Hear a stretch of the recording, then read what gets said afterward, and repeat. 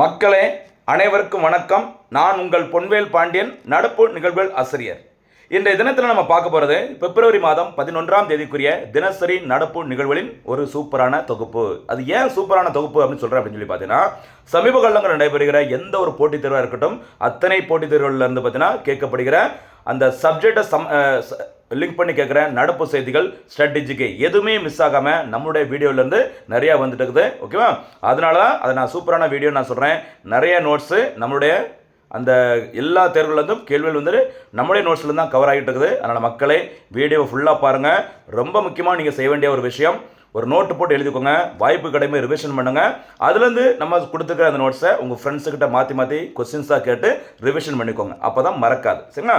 அதே மாதிரி போனஸ் கேள்விகள், சூப்பர் சிக்ஸ் கேள்விகள், இப்படி நிறைய விஷயங்களை ரெகுலராக கொடுத்துட்ருக்கோம். நல்லா பயன்படுத்திக்கோங்க. தேர்வில் வெற்றி பெறுங்கள். இன்றைய தினத்துக்கான நடப்பு செய்திகள் பிப்ரவரி 11. ஃபர்ஸ்ட் நம்ம பார்க்க போகிறது வழக்கம் போல தலைப்பு செய்திகள் அப்படிங்கிற மாதிரி உள்ளடக்கம். சரியா? அதில் ஃபர்ஸ்ட் நம்ம பார்க்கக்கூடிய முக்கியமான ஒரு செய்தி, ரொம்ப முக்கியமான இந்தியன் பாலிட்டிக்ஸ் செய்தி, சபாநாயகர் தொடர்பான அரசியலமைப்பு விதிகள் எதற்கு நியூஸில் வந்திருக்குது.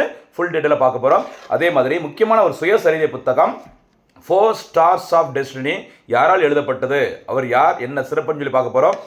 அதே மாதிரி சர்வதேச லெவலில் எந்தெந்த நாடுகளில் கரப்ஷன், ஊழல் அதிகமாக மீண்டு காணப்படுகிறது, இந்தியா இந்த பட்டியலில் இருக்கிறாங்க, அதுவும் நம்ம ஃபுல்லாக பார்க்க போகிறோம். அதே மாதிரி முக்கியமான ஒரு திட்டம் தேசிய குடல் புழு நீக்க திட்டம். சரிங்களா?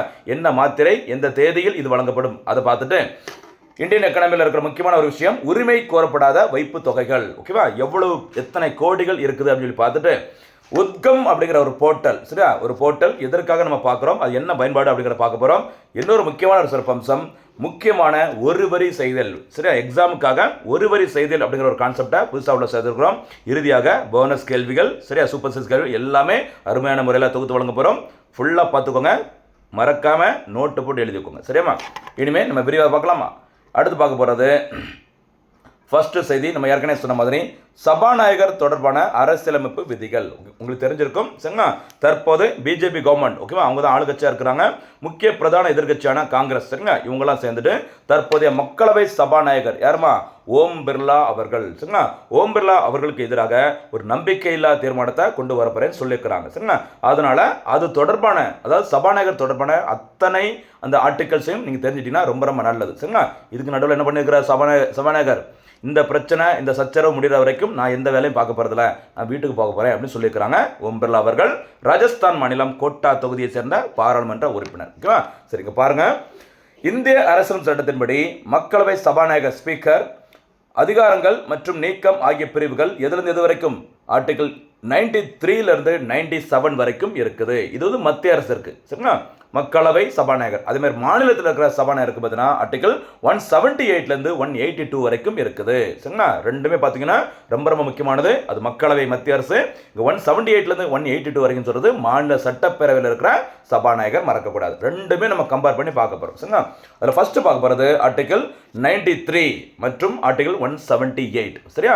இது எதை பற்றி குறிக்கிறது அப்படின்னு பார்த்தீங்கன்னா, ஆர்டிகல் 93 என்பது மக்களவை, ஆர்டிகல் 178 என்பது மாநில சட்டப்பேரவை ஆளுநர்கள், ஓகேவா, தங்களுக்குள் இருந்து சபாநாயகர் மற்றும் துணை சபாநாயகரை தேர்ந்தெடுக்க வேண்டும். அப்போ மக்களவை சபாநாயகர் தொடர்பான ஆர்டிகல் 93, மாநில அந்த சபாநாயகர் தொடர்பான ஆர்டிகல் 178. சரியா? அதுக்கு அடுத்து பாருங்க 94 என்னன்னு சொல்லி பாருங்கம்மா. ஆர்டிகல் 94 மற்றும் 179. ஓகேவா? சபாநாயகர் பதவி காலியாதல். சரியா? அடுத்து ராஜினாமா செய்தல், அவர் பதவி நீக்கம் செய்யப்படுவது குறித்து எல்லாமே இதில் சொல்லியிருக்கிறாங்க. மக்களவை சபாநாயகர் இருந்தால் ஆர்டிகல் 94, மாநில சபாநாயகராக இருந்தாங்கன்னா ஆர்டிகல் 179. மறக்கக்கூடாது. சரிங்களா? அருமையான ஒரு செய்தி, மறந்துடாதீங்க, ரொம்ப முக்கியமானது. சரியாம்மா? அடுத்தபடியாக நம்ம பார்க்க போகிறது, ஓகேவா,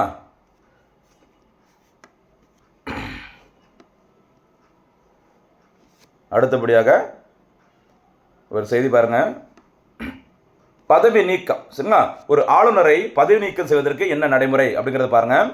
அவையின், மக்களவையின் அல்லது மாநில சட்டப்பேரவையின் பெரும்பான்மை உறுப்பினர்களின் ஆதரவுடன் நிறைவேற்றப்படும் தீர்மானத்தின் மூலம் சபாநாயகரை நீக்கலாம். ஒரு ரிசல்யூஷன் வெற்றிகரமாக நிறைவேற்றப்பட்டாலே சபாநாயகரை பதவி நீக்கம் செய்ய முடியும். ஆர்டிகல் 94 படி சொல்லியிருக்கிறாங்க. சரிங்களா?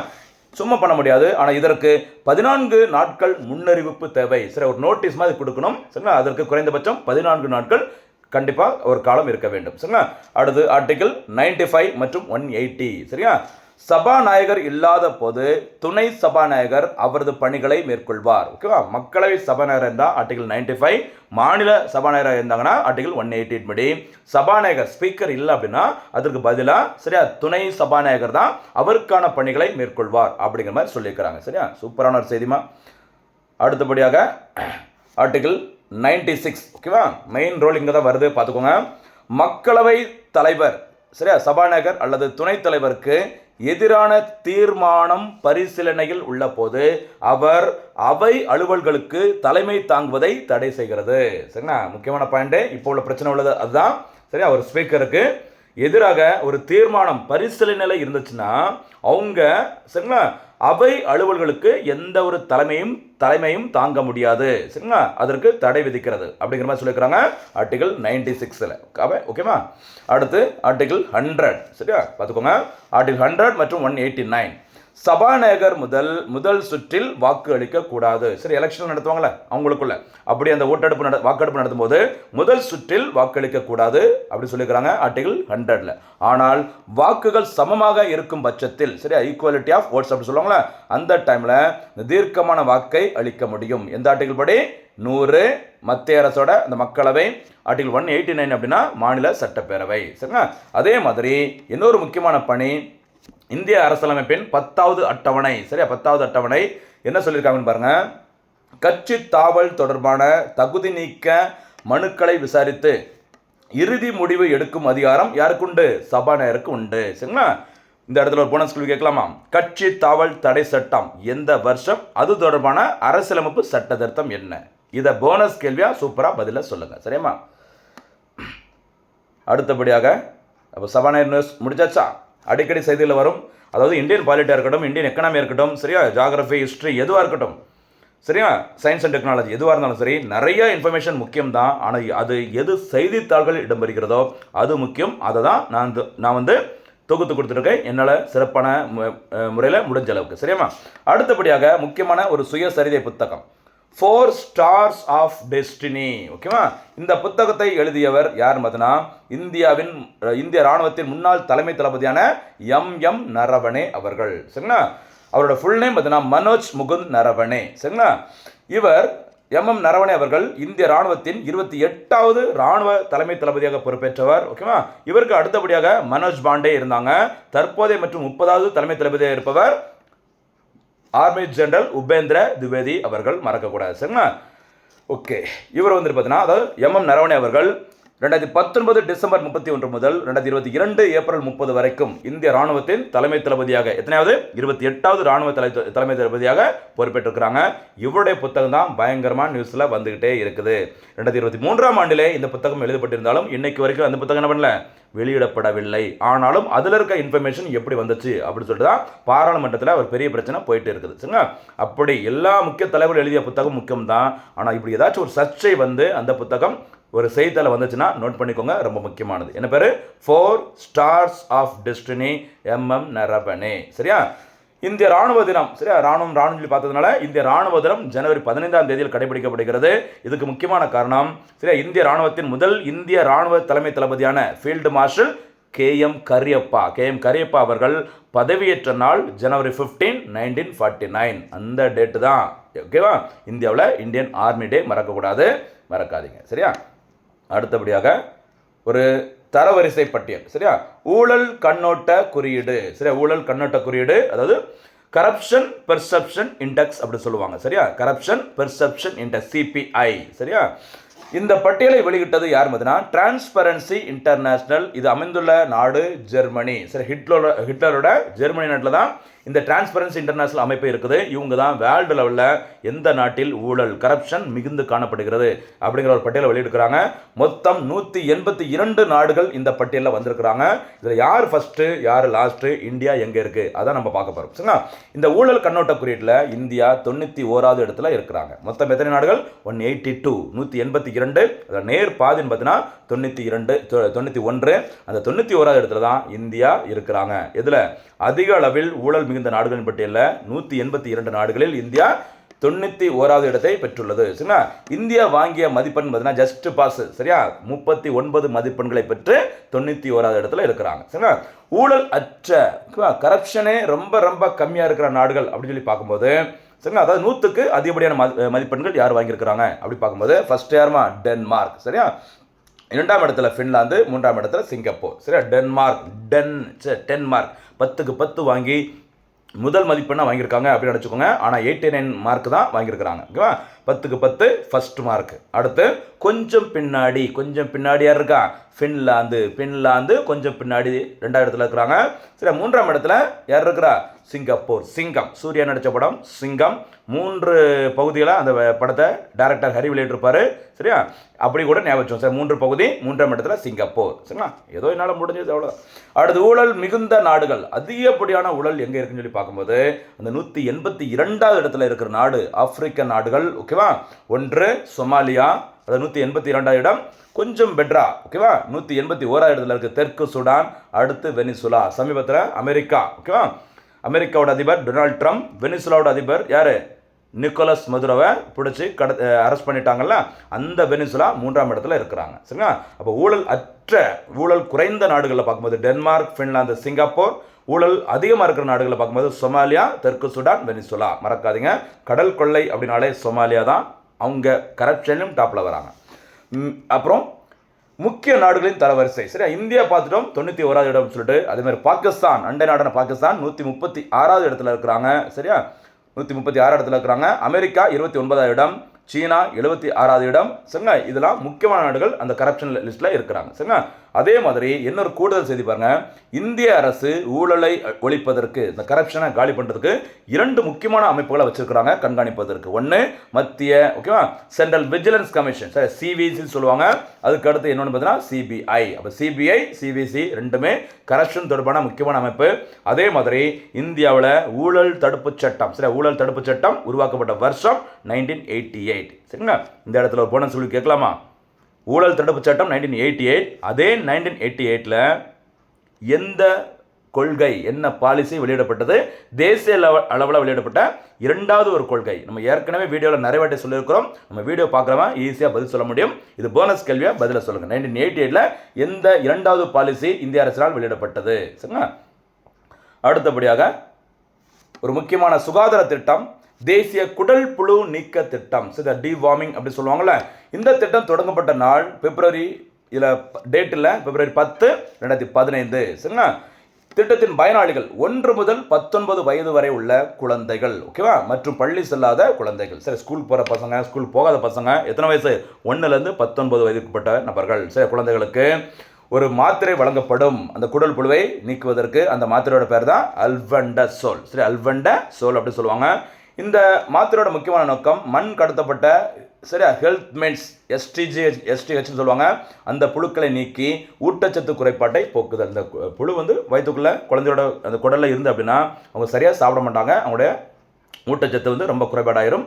சரிங்களா, ஆரோக்கியம் போயிடும். அதனால தான் இந்த டேப்லெட் அல்ஃபெண்டோ அந்த மாத்திரையானது ஆண்டிற்கு 2 முறை 2 தேதிகளில் வழங்கப்படும்.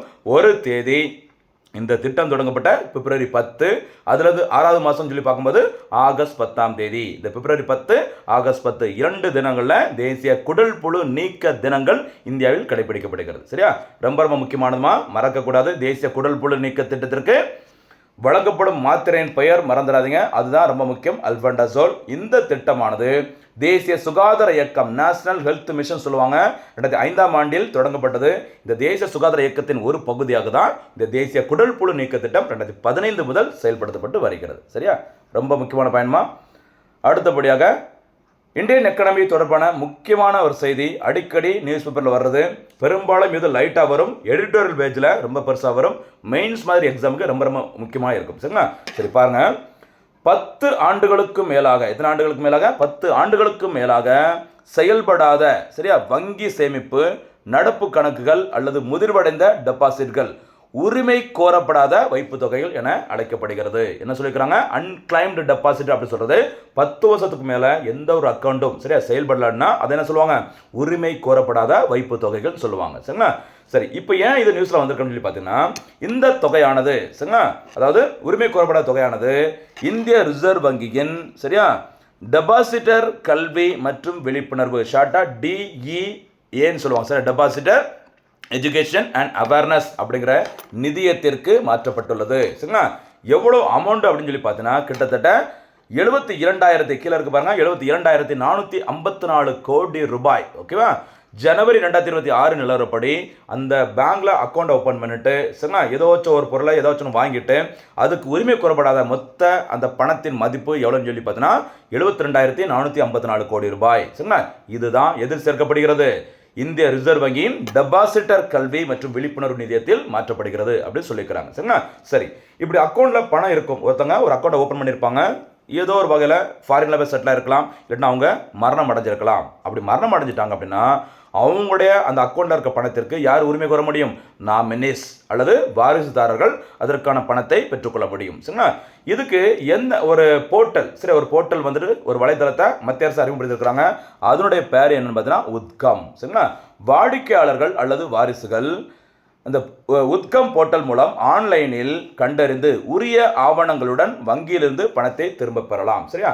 ஒரு அதாவது பேன் கார்டு, பாஸ்புக்கு, ஓகேவா, அல்லது ஓட்டர் ஐடி, இந்த மாதிரி ஒரு முக்கியமான ஐடி கார்டை வச்சுக்கிட்டு இந்த அக்கௌண்ட்டில் இருந்த, அதாவது மரணம் அடைந்த அந்த அக்கௌண்ட்டில் இருந்த நபரோட வாரிசு நான் தான், ஓகேவா, அல்லது ரொம்ப நாளாக 10 வருஷமாக செயல்படாமல் இருந்த வாடிக்கையாளரே நான் தான் அப்படின்னு சொல்லிட்டு அதுக்கான ப்ரூஃபை கொடுத்துட்டீங்க அப்படின்னா, ஓகேவா, என்ன பண்ணிக்கலாம்? நம்ம அதில் இருக்க பணத்தை எடுத்துக்க முடியும். இதற்கு எல்லா தகவல்களும் வீட்டில் இருந்தே நம்ம தெரிஞ்சுக்க முடியும். அதுக்கு பயன்படுத்தக்கூடிய அந்த போர்ட்டலுக்கு தான் பேருமா உத்கம் போர்ட்டல். சரிங்களா? ரொம்ப ரொம்ப முக்கியமானதா ஞாபகம் வச்சுக்கோங்க. உத்கம் போர்ட்டல் ரொம்ப முக்கியமானது. உரிமை கோரப்படாத வைப்பு தொகையில் அப்படின்னா எத்தனை ஆண்டுகள் அப்படிங்கிறத தெரிஞ்சுக்கோங்க. சரியா? அடுத்தபடியாக ஒரு வரி செய்திகள் ரொம்ப ரொம்ப முக்கியமானது பாருங்க. தகவல் தொழில்நுட்ப விதிகள் 2021. சரிங்களா? அதாவது செயற்கை நுண்ணறிவுன்னு சொல்லுவாங்கல்ல, இந்த செயற்கை நுண்ணறிவு AI, அதை பயன்படுத்தி நிறைய பேர், ஓகேவா, குட்டி குட்டியாக வித்தியாசமாக, ஓகேவா, ஒரு பிரச்சனை உண்டு பண்ணுற அளவுக்கு, கலவரத்தை உண்டு பண்ணுற அளவுக்கு நிறைய வீடியோஸ்லாம் போட்டு விட்டுறாங்க. ஓகேவா? அதுவும் இந்த எலெக்ஷன் டைமில் நிறையா இந்த மாதிரி வீடியோஸ் வந்துட்டு இருக்குது. சரிங்களா? அதனால் இந்த செயற்கை நுண்ணறிவை சரியாக பயன்படுத்துங்க அப்படின்னு சொல்லிட்டு ஒரு அறிவுரையை மத்திய அரசு அறிவிச்சிருக்கிறாங்க. இது தொடர்பான தகவல் தொழில்நுட்ப விதிகள் வெளியிடப்பட்ட வருஷம் மறந்தாதீங்க, எப்பமா? 2021. அதே மாதிரி இன்னொரு செய்தி, அடிக்கடி நியூஸ் பேப்பரில் வர்ற ஒரு செய்தி, 16வது மக்கள் தொகை கணக்கெடுப்பு 2027. சரிங்களா? 15வது சென்சஸ் நடத்தப்பட்ட வருஷம் 2011. சரிங்களா? 2021 16 சென்சஸ் நடத்திருக்க வேண்டும். ஆனால் அதற்கு பதிலாக இந்த COVID-19 வந்ததுனால இந்த சென்சஸ் 2021 நடத்தப்பட வேண்டிய சென்சஸ் 2027 நடத்துகிறாங்க. 2 கட்டங்களாக நடத்தப்பட உள்ளது. சரியா? 2026 ஏப்ரல் முதல் வீடுகள் தொடர்பான கணக்கெடுப்பு நடத்தப்படும். மக்கள் தொகை தொடர்பான கணக்கெடுப்பு 2027 பிப்ரவரியிலிருந்து நடத்தப்படும். சரிங்களா? இதை பற்றி நம்ம ஆல்ரெடி நிறைய வாட்டி பார்த்துருக்கோம். அதனால் லைட்டாக ஞாபகப்படுத்திக்கோங்க. அடுத்தபடியாக பறவை காய்ச்சல், தமிழ்நாட்டில் பறவை காய்ச்சல் அப்படிங்கிற ஒரு செய்தி வந்திருக்குது. அதுக்கு காரணமான வைரஸோட பேரை தெரிஞ்சுக்கோங்க, H5N1. ஓகேவா? அதுக்கப்புறம் குளிர்கால ஒலிம்பிக் போட்டி 2026 நடைபெற்று வரும் நாடு இத்தாலி. சரியா? ஒலிம்பிக் போட்டிகள் அப்படிங்கிறது 3 வகைப்படும். சம்மர் ஒலிம்பிக்ஸ், வின்டர் ஒலிம்பிக்ஸ், பேரா ஒலிம்பிக்ஸ் அப்படி சொல்லுவாங்க. இந்த சம்மர் ஒலிம்பிக்ஸ் அப்படிங்கிறது சாதாரண நிலப்பரப்பில் நடைபெறும். இந்த சம்மர் ஒலிம்பிக்ஸ் போட்டி கடைசியாக நடைபெற்ற இடம் பிரான்ஸ் தலைநகரம் பாரிஸ் 2024. எப்போ? பாரிஸில் 2024. அது 33வது சம்மர் ஒலிம்பிக்ஸ். சரி, 34வது சம்மர் ஒலிம்பிக்ஸ் 2028ஆம் ஆண்டில் அமெரிக்காவின் லாஸ் ஏஞ்சல்ஸ் நகரில் நடைபெற உள்ளது. சரிங்களா? அது சம்மர் ஒலிம்பிக்ஸ் லேண்ட் ஏரியாவில். இந்த குளிர்கால ஒலிம்பிக் போட்டி சொல்ல வின்டர் ஒலிம்பிக்ஸ் அப்படிங்கிறது ஐஸ் ஹாக்கி, சரியா, பனி சறுக்கு, அந்த மாதிரி பனிக்கட்டி பிரதேசங்களில் நடைபெறும் போட்டி தான் எங்கு நடைபெற்று வருகிறது? இத்தாலியில். வச்சுக்கோங்க. பேரா ஒலிம்பிக்ஸ் அடுத்தபடியாக 3வது வகை பேரா ஒலிம்பிக்ஸ் அப்படிங்கிறது மாற்றுத்திறனாளிகளுக்கான சிறப்பு ஒலிம்பிக் போட்டி. சரியா? இதான் ஒலிம்பிக்கோட வகைகள், ஞாபகம் வச்சுக்கோங்க. அடுத்தபடியாக செய்தியில் வந்த இன்னொரு முக்கியமான விஷயம் H1B விசா. ஓகேவா? எந்த நாட்டில் வழங்கப்படும்? அமெரிக்காவில் வழங்கப்படும். இதெல்லாம் ஏற்கனவே எக்ஸாமில் கேட்டது, அதை தான் ஒரு வரி செய்தியாக லைட்டாக கொடுத்துருக்குறேன். இது வீடியோவில் இதை பற்றி நம்ம நிறைய வாட்டி டிஸ்கஸ் பண்ணியிருக்கோம். சரிங்களா? நல்லா பயன்படுத்திக்கோமா. அவ்வளோக்குள்ள எஃபோர்ட் போட்டு ஒவ்வொரு நாளும் சிறப்பான நடப்பு செய்தியை தொகுத்து வழங்கிட்டு இருக்கிறோம். நம்மளோட எஃபோர்ட் பிடிச்சிருந்ததுன்னா மறக்காமல் லைக் பண்ணுங்கள். என்னோட எனக்கு ஒரு ஹாப்பினஸ் கொடுக்கணும் அப்படின்னா கேட்குற கேள்விகளுக்கு கரெக்டாக பதில் சொல்லுங்கள். வீடியோ ஃபுல்லாக பார்த்துட்டு நோட்டு போட்டு எழுதிக்கோங்க. வாய்ப்பு கிடைக்கும்போது ரிவிஷன் பண்ணிக்கோங்க. தேர்வில் வெற்றி பெறணும். சரிங்களா? சரி, அடுத்தபடியாக இன்றைய தினத்திற்கான சூப்பர் 6 கேள்விகள். முதல் சூப்பர் 6 கேள்வி, ஓகேவா, த 4 ஸ்டார்ஸ் ஆஃப் டெஸ்டினி என்ற சுயசரிதை புத்தகத்தை எழுதியவர் யார்? இது முதல் சூப்பர் 6 கேள்வி. அடுத்தபடியாக 2வது சூப்பர் 6 கேள்வி, சரத்து 94 எதனுடன் தொடர்புடையது? முக்கியமானது. அடுத்தபடியாக 3வது சூப்பர் 6 கேள்வி, பறவை காய்ச்சலுக்கு காரணமான அந்த வைரஸின் பெயர் என்ன? அடுத்து 4வது சூப்பர் 6 கேள்வி, 2027ஆம் ஆண்டில் நடத்தப்பட உள்ள மக்கள் தொகை கணக்கெடுப்பு எத்தனையாவது மக்கள் தொகை கணக்கெடுப்பு. 5வது சூப்பர் சிக்ஸ் கேள்வி, குளிர்கால ஒலிம்பிக் போட்டி ஓகேவா எந்த நாட்டில் நடைபெற்று வருகிறது. இறுதி மற்றும் சூப்பரான சூப்பர் சிக்ஸ் கேள்வி 6வது சூப்பர் சிக்ஸ் கேள்வி, உத்கம் போர்ட்டல் எதனுடன் தொடர்புடையது. இதற்கான பதில்களை சிறப்பான முறையில் பதில்களை அந்த கமெண்ட்ல சொல்லுங்க. தேர்வில் வெற்றி பெறுங்கள். மீண்டும் சந்திக்கலாம். நன்றி, வணக்கம்.